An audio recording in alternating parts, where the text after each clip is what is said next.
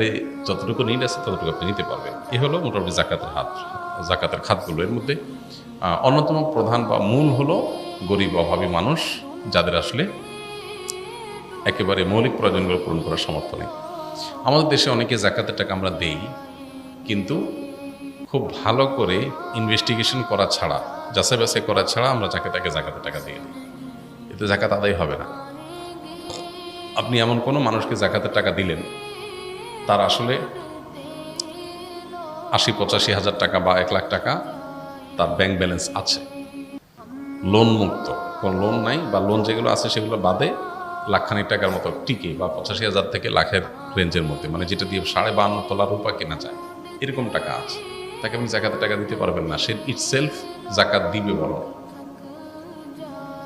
জাকাত দেওয়ার জন্য তিনি বরং উপযুক্ত।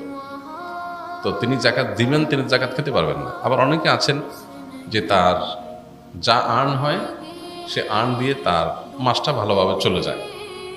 হ্যাঁ, অনেক কিছু করা দরকার, সেটা করতে পারতেছে না। অনেক শখ আছে, স্বপ্ন আছে, একটু ওয়াইফকে নিয়ে একটু বিদেশে ট্রাভেল করতে যাবেন, এটা একটা নিড কারো থাকতে পারে। তো এটার জন্য আপনি জাকাতের টাকা দিতে পারবেন না। কারোর হয়তো সবই ঠিকঠাক মতো চলতেছে, কোনো অসুবিধা নেই, ছেলেটা বিদেশে পড়ালেখা করতে যাবে উচ্চশিক্ষার জন্য, এটা কোনো প্রিন্সিপাল নিডের মধ্যে পড়ে না, আপনি এর জন্য জাকাতের টাকা দিতে পারবেন না।